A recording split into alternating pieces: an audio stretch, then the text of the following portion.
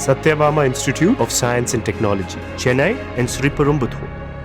முருக பக்தர்கள் மாநாட்டில் ஆந்திர துணை முதல்வர் பவன் கல்யாண் உள்ளிட்டோர் பங்கேற்றுள்ளனர். இது தொடர்பான கூடுதல் தகவல்களை வழங்க செய்தியாளர் பிரசன்னா இணைந்திருக்கிறார்.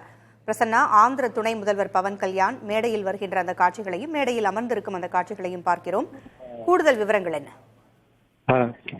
ஆந்திர துணை முதலமைச்சர் பவன் கல்யாண் தற்பொழுது முருகன் பக்தர் மாநாட்டில் பச்சை துண்டு பச்சை வேஷ்டி அணிந்து தற்பொழுது மாநாட்டில் வந்து பங்கேற்றிருக்கிறார்.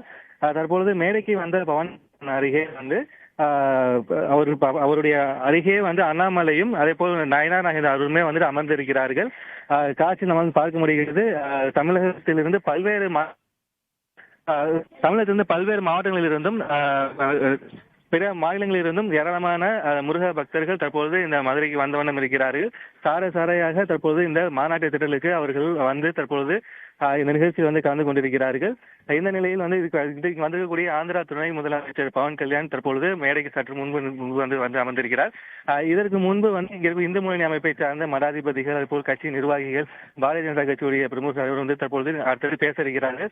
கிட்டத்தட்ட வந்து 1 லட்சத்துக்கும் அதிகமான அந்த மக்கள் தற்பொழுது இந்த மாநாட்டு திரையில் வந்து குவிந்திருக்கும் நிலையில் தற்பொழுது கந்த சஷ்டி கவசம் வந்துட்டு 1 லட்சத்துக்கும் அதிகமான மக்கள் ஒரே நேரத்தில் வந்து கந்த சஷ்டி கவசத்தை வந்து பாடுவதற்கு உண்டான தற்பொழுது அந்த பணியாக தற்போது மேற்கொள்ளப்பட்டு வருகிறது. மக்கள் அனைவருமே வந்து ஆரவாரமாக தற்போது இந்த மாநாட்டு திட்டத்தை நோக்கி வந்தவண்ணமே இருக்கிறார்கள்.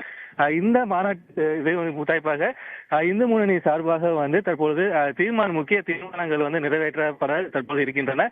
அடுத்தடுத்து இந்த முக்கிய தீர்மானங்களில் வந்து முக்கியமான சில அறிவிப்புகளும் தற்போது வெளியிடப்பட இருப்பன தற்போது எதிர்பார்க்கப்படுகிறது. இந்த மாநாட்டு திட்டத்திற்கு வந்திருக்கக்கூடிய இந்த முருக பக்தர்கள் இந்த மதுரை மாநகர சுற்றி பகுதி அனைத்துமே வந்து தற்போது போக்குவரத்து அதிக அளவில் வந்துட்டு பாதிக்கப்பட்டிருக்கின்றன. பெரும்பாலான மக்கள் தற்பொழுது இந்த மாநாட்டு திட்டத்தில் தற்போது குவிந்திருக்கிறார்கள். முக்கிய தலைவர்கள் மேடையில் இருக்கிறார்கள். யாரெல்லாம் பேசுறதுக்கு வாய்ப்பு இருக்கு பிரசன்னா?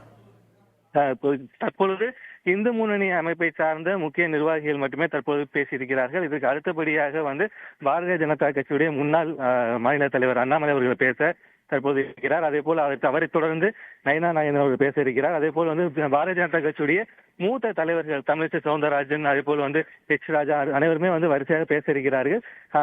சரியாக வந்துட்டு 6:30 மணி அளவில் வந்துட்டு ஆந்திர துணை முதலமைச்சர் பவன் கல்யாண் வந்துட்டு பேச தற்போது இருக்கிறார்கள்.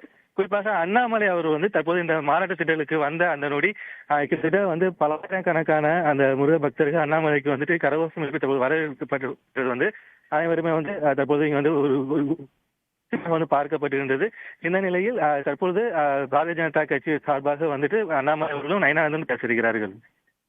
தகவல்களை வழங்கியமைக்கு நன்றி Prasanna. Satyabama Institute of Science and Technology, Chennai and Sriperumbudur.